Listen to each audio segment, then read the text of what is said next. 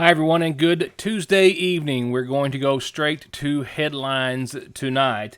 McGoffin County Schools set to begin class in person in the morning, with the McGoffin County Board of Education meeting last night to discuss just that, potentially moving the date up by days or weeks, approving ultimately a plan, a tier system, which would dictate wearing of masks and other protocol per the pandemic, as all schools across Kentucky are essentially or literally going to start this school year in a higher positivity rating than we essentially saw or have seen at any time during the pandemic, as the Delta variant continues to ravish the state and the country. So we'll talk about that meeting last night, which was superseded, if you will, by the governor's announcement earlier today regarding students in all Kentucky schools wearing masks. Following that announcement at 4 o'clock, I then spoke with Superintendent of Schools Scott Helton, and he gave me the complete rundown on everything we need to know about masks and other changes to this school year, which does begin in McGoffin County tomorrow. This is a program that is a must-see for anyone who has any parent who has a child or a family member who has a student in the McGoffin County school system, as school bells are about to ring. We hope safely. So please stay tuned. I'll be right back. I'm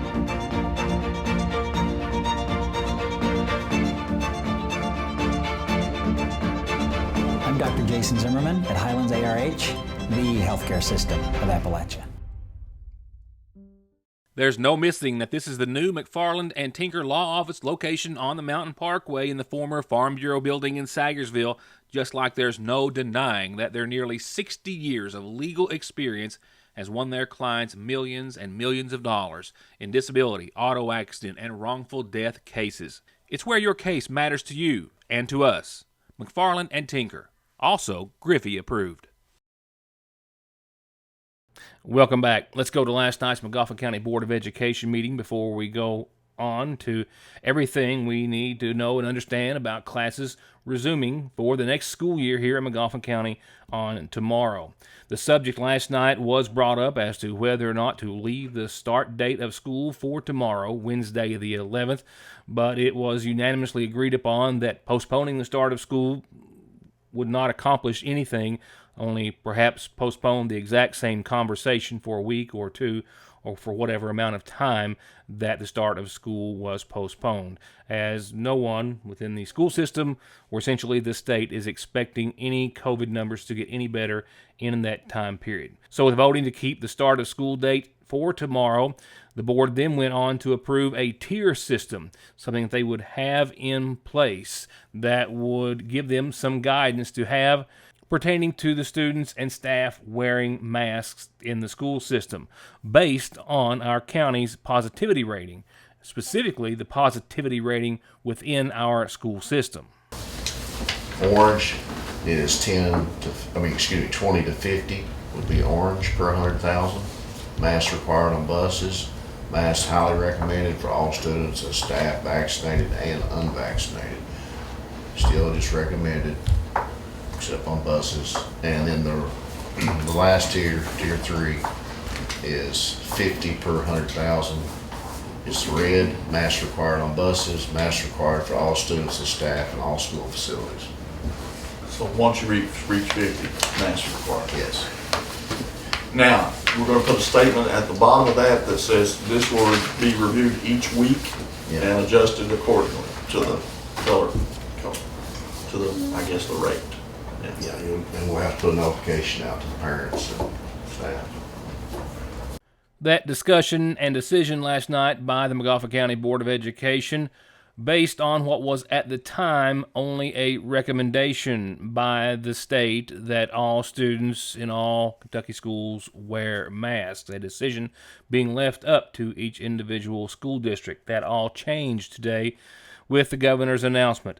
He said, sounding an alarm, saying that with current numbers as they are, in just 2 weeks from today, we will be at the same or higher level of COVID cases than we were at the peak of the last round of COVID-19. All the while, we have a known, scientific, proven solution in our hands in the form of vaccines. Today, in totality, 7,387 deaths across the state of Kentucky, with the governor saying that they are putting the most focus right now on saving lives and protecting the health of Kentuckians, keeping our kids in classrooms, and continued economic resurgence. While today, Kentucky has its highest positivity rating since back on January the 11th, and there have only been 4 other weeks throughout the entire pandemic where we had a higher positivity rating than we do today at 11.05. We also have 108 Kentucky counties in the red or critical zone today. There's only one truth in all of this, that COVID is increasing. It is increasing significantly, and we're going to need people to get vaccinated, and we need people to be wearing masks. That is the truth of where we are. So let's look at hospitalizations and the increase just over the past 2 weeks. This is where we were on July 26th. That's where we are now. Let's do the same with the ICUs. 2 weeks ago, and now, doubling very quickly. Finally, ventilators, and now. But we are to the point where we cannot allow our kids to go into these buildings unprotected, unvaccinated, and face this Delta variant. We have already seen through what we have shown you that our kids will not stay in school. They will not get in-person learning. We will have massive quarantines. We'll have parents that can't go to work because 700 kids or staff in one county are going to have to be home and on distance learning. So I'm going to have the courage to do what I know is right, to protect our children. I've always told people that I'd treat every Kentucky child like they're mine and treat every family like mine. So today I'm signing an executive order that requires that all individuals, all teachers, staff, students, and visitors in K through 12 schools and childcare and pre-K wear a mask. This is how we make sure we protect our children, but this is also how we make sure that they stay in school. My kids have been going to school for 2 weeks. They've been wearing masks. They're having a big time. And their school system has been effective in what they've done. So with that executive order, McGoffin County schools and others will be mandating masks with classes in McGoffin County beginning tomorrow. I have Superintendent Helton with me in just a few seconds, who has everything families need to know before sending their kids out to school in the morning. We will cover that right after we cover today's COVID numbers from the McGoffin County Health Department, which will be right after these messages. It's time to play the Lee's Famous Recipe Daily Lunch Special Game, where behind curtain number 1 we have our super tasty country fried steak sandwich, and behind curtain number 2 our famous chicken sandwich with lettuce, pickle, and mayo, and you can get either one of those on a bun or a biscuit. But wait, behind curtain number 3 our extra famous footlong with homemade chili, and all 3 come served with our famous hand-dipped potato wedges and a drink. Monday through Friday for lunch from 11 to 2 for just $5 plus tax. You're a winner either way you go at your Sagersville Lee's Famous Recipe. Parkway Pharmacy, as always, promises the quickest service with the very best care and prices, and to always have someone there to talk to when you have a question, with 3 pharmacists, curbside, drive-through, and call-ahead service. Parkway Pharmacy in Sagersville, 349-4400. Where you can always talk to a pharmacist when you need one. Just click on ConleyTire.net and you can shop for tires, find out more about services, brands, wheels, rims, their free coffee, free Wi-Fi, and free local shuttle service, and of course the latest and greatest current offers and specials, like how right now you can get up to $150 back on a set of Goodyears. That's ConleyTire.net, or you can always stop by in Staffordsville or give them a call at 297-2424. Now, back to news. Here you have before you today's numbers released by the McGoffin County Health Department just a few moments ago. Just to recap first, over to the top right of your screen. Last Friday, a total of 16 cases were reported for just Friday alone at the health department. Over the weekend, there were 7 on Saturday, 4 on Sunday, another 6 reported on yesterday. Now go to the top left of your screen, 12 cases reported today. I also can confirm that following similar numbers from this health department on other days and all other health departments, 2 of those 12, only 2 were in fully vaccinated individuals, as we continue to see that the vaccines are keeping most of the vaccinated individuals from catching COVID-19, and for most of them that are, only 0.01% are seeing severe illness. 1/100%. Our positivity rating has continued to climb up to 56.3 here in McGoffin County, and our hospitalization has also climbed today. We have another 2 individuals which are hospitalized, mostly all with COVID pneumonia. And I've just, through friends and family, have heard of a few other individuals which I think are being hospitalized right around this hour. As for those hospitalized, 40 years of age and over, our death toll in McGoffin County, as a reminder, we haven't discussed it in some time, now stands at 26. While in neighboring Floyd County, per yesterday's number, 16 new cases, 27 hospitalized. Under the age of 18, 2. 2 of the 27 hospitalized in Floyd County are under the age of 18. Out of the 16 new cases yesterday, 3 were vaccinated. The rest were unvaccinated. Johnson County had 18 new cases to report yesterday. 31 deceased, 148 active cases. They have 11 people hospitalized. Yesterday, out of those 18 new cases, 3 of them were in vaccinated individuals. The rest, 15, were not vaccinated. The Johnson County Health Department's had 128 cases reported in the last 7 days, which is double what they had the week before at 60. Their incident rate now stands at close to 60. And there you can see today's map again. 108 Kentucky counties in the red. You have Hickman and Fulton counties and Lee, the only 3 in the yellow. Right after this message or two, it's Superintendent of Schools Scott Helton talking about school opening tomorrow, the governor's mandate, and everything that's changed for this school year. I'll be right back. Summer is definitely in full swing at the Seasonal Shop, where it is filled with new arrivals in home decor, women's clothing, Ridge and Holler, and more. They've given their home decor a fresh look, and they have new displays literally wall to wall, from farmhouse to traditional, equestrian, and more. And Oat Shore neoprene bags are the latest craze in women's accessories, and they've got dozens of colors and styles available right now, and new ones coming in daily. And lily planters have arrived just in time for school or work. And don't leave the guys out. Ridge and Holler shirts, yes, that's a McGoffin County Cadillac cap, and hats are a huge seller at the Seasonal Shop. Designs so unique and so special for our area. Designs you can only get at the Seasonal Shop. They still have delivery, baby and wedding registry, curbside service, and more. Summer is here, and the 12 mini deal just got even hotter. The iPhone 12 mini is now $1 penny with a 2-year contract. Visit an Appalachian Wireless retail location or go to AppalachianWireless.com to view this amazing deal. We are you. We are Appalachian Wireless. Stop in JJ's Burgers and Beer for the weekend specials, like 10 boneless buffalo wings and an 18-inch pizza, any toppings, for $14.99. Stop by any day of the week and get any 16-inch pizza for $9.99 and any 18-inch pizza for only $11.99. They've got a different sandwich or soup special every day of the week, big gourmet class hamburger combos, and your favorite domestic beer, $2.49 a bottle or $7.99 by the bucket. JJ's Burgers and Beer at Speedy's in Sagersville.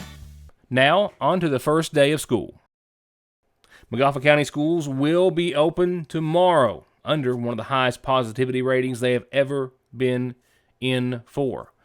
That's not putting them apart from anyone else in the state, as school districts across the Commonwealth are trying to find ways to get our kids back in classrooms and keep them safe.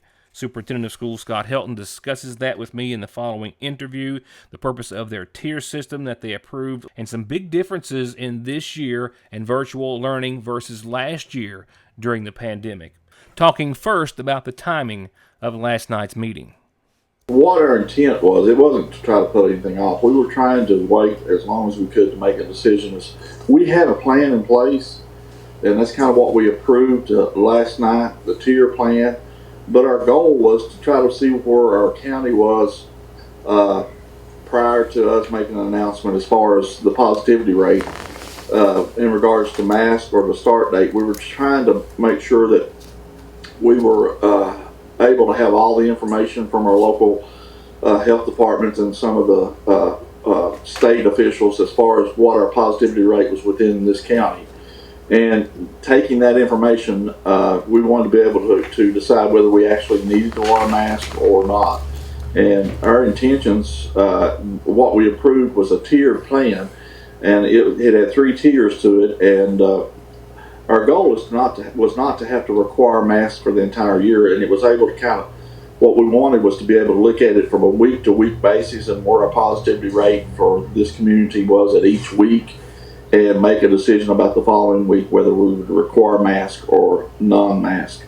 And that was the goal, and we approved that plan last night, and we put that plan out sometime today for people to look at on our Facebook page. And one of the things that we were waiting to do at the end of each day, we usually contact the health department to see what our numbers were for that day and then calculate for the entire week. And that's what we were going to do today, to make a decision about masks for tomorrow, for the start date.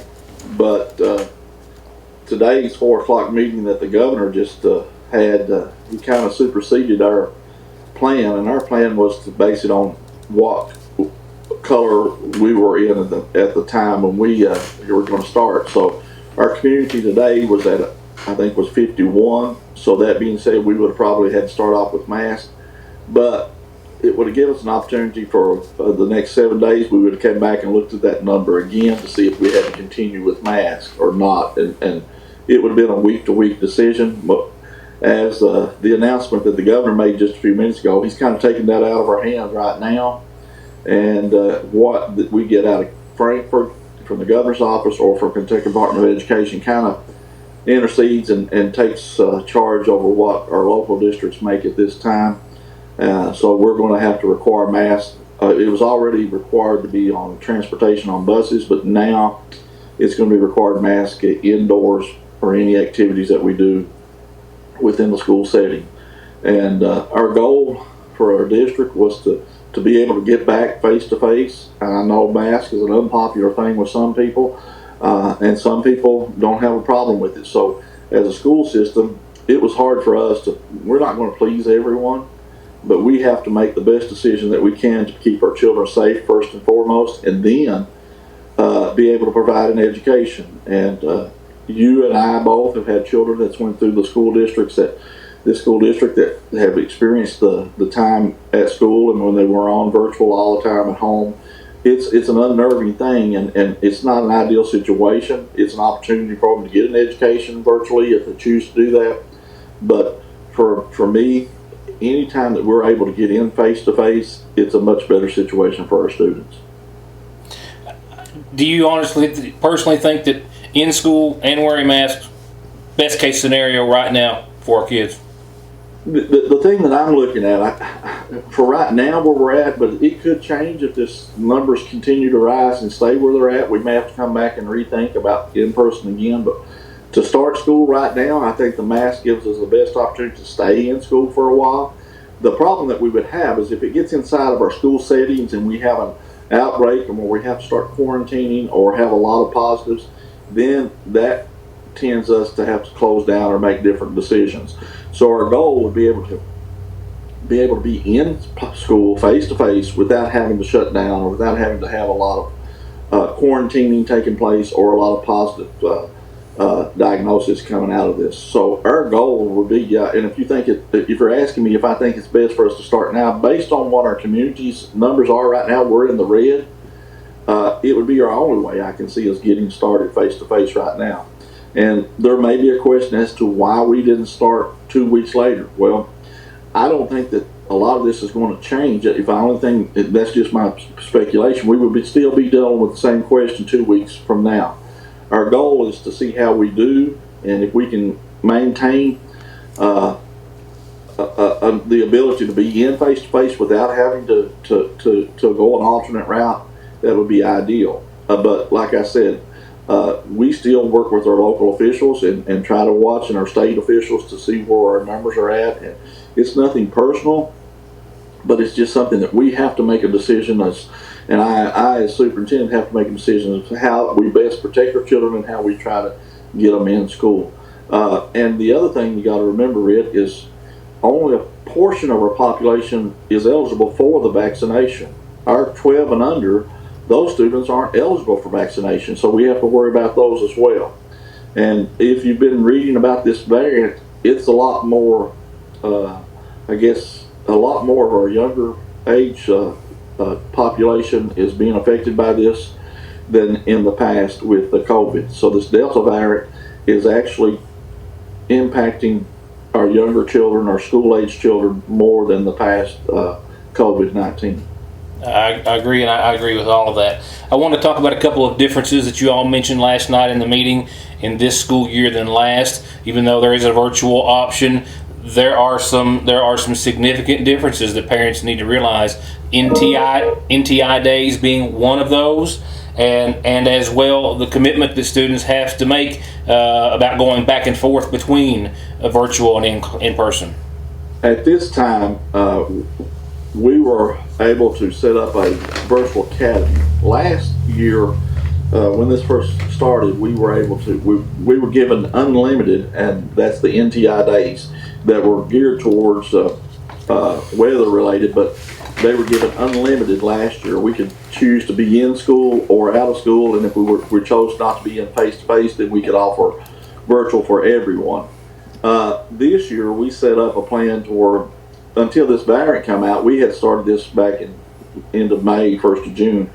We were going to be able to give the parents a choice if they didn't feel comfortable sending them to school. They were going to be able to sign them into this academy and this virtual academy. And once you got into the virtual academy, your only way of opting out of that at that time would be do a semester, and then at Christmas they could reevaluate whether they wanted to stay in that or they could come back face to face. And we still have that opportunity right now. We're still offering that opportunity.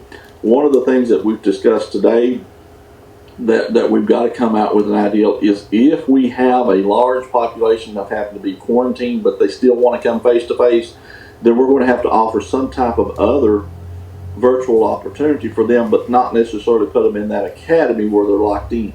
But we're going to have to provide an education for those kids if they're going to be put out for 10 days or 5 days quarantine.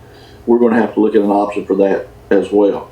But if you choose to come face to face, you can make that decision. But if you choose to go virtual, once you're signed into the virtual, you're going to stay in there until this is the academy. You stay in there until Christmas. Scott, I anything? hope that makes sense, because we have kids that are going to come to school that don't want to go virtual, but they may be forced to go out for a little while because of the quarantining or because of the positive diagnosis. So we're going to give them an opportunity to come back, but while they're out on that, they'll have to have some type of education. I understand. So need to wrap it up. Classes start in just a matter of hours. Anything else you want to add before we go? No, we've had a lot of turnover in our staff this year. We've had a lot of retirements take place, and we've got a lot of new teachers out there. And our student body, I'm glad to say that our numbers, our population has increased some from the end of last year, so that's a positive rate. And we just wish everyone safe and a good first day of school. Everyone keep conscious of those buses that are out there, because they're going to be picking up those young students, and sometimes it's a first time opportunity for students to ride a bus, and they'll be standing beside the road. And so if you're going to work, or if you're taking your kids to school, just be aware of those kids on the side of the road and those kids are on the bus. Just take your time and watch those. And if they have any questions or any concerns about how things are going, they can contact their school or they can call the Board of Education.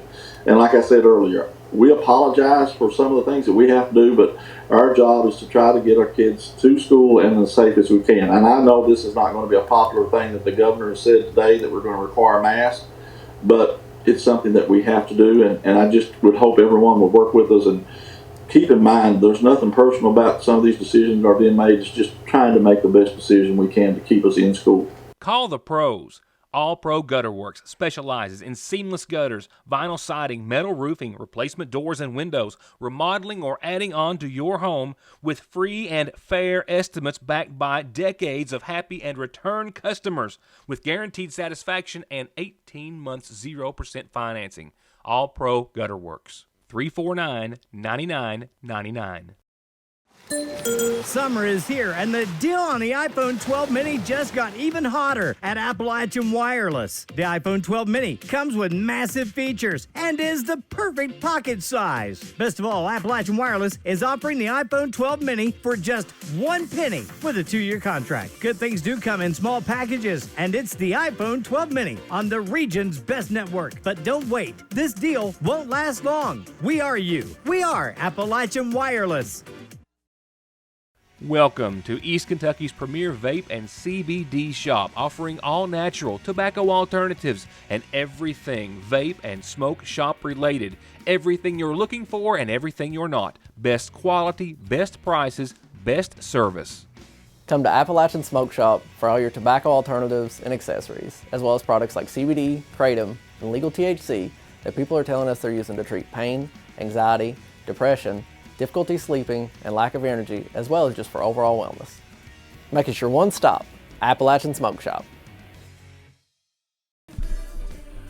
All right, from there, let's move on and start the downhill side of this program tonight with your calendar announcements, birthdays included, and your Licking Valley RECC Outlook birthdays. First of all, Betty Minix, happy birthday to you, Betty. Happy birthday to you.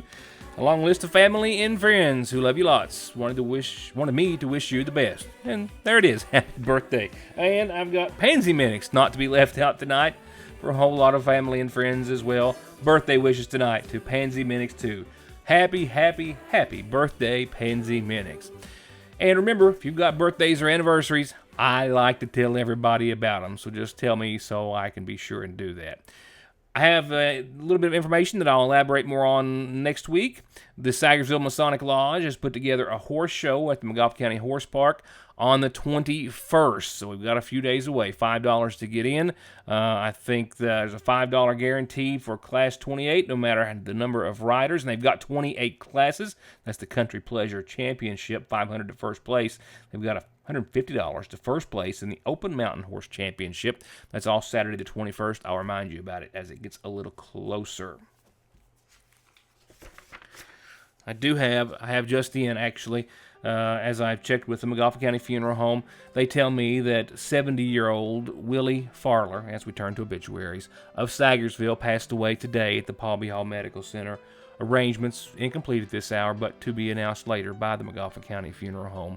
Again, they announcing the passing of 70-year-old Willie Farler of Sagersville.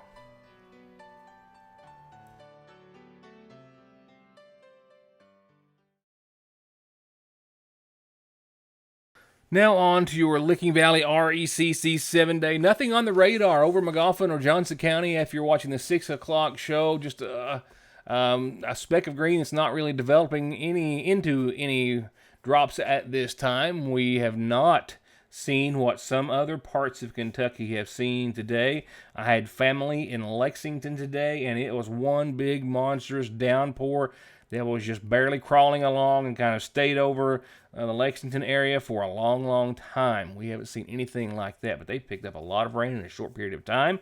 We have for the rest of the evening about a 30% chance of showers and thunderstorms. That's mainly before 9 o'clock. And remember, right now at 6, local Doppler radar wasn't worth pulling up because there wasn't anything on it. Mostly cloudy skies tonight and that somewhat muggy 72 degrees for nighttime lows. For your tomorrow, 86 on your Wednesday. Shower and storm chances 50%, mainly before 5 o'clock tomorrow. Winds out of the southwest anywhere up to 16 miles per hour, and a low of 72 tomorrow night. For your Thursday, steamy, sunny, and hot.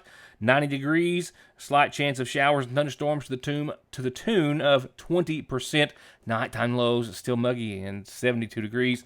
Friday, we'll back down into the upper 80s, mostly sunny, a 40% chance of showers and storms.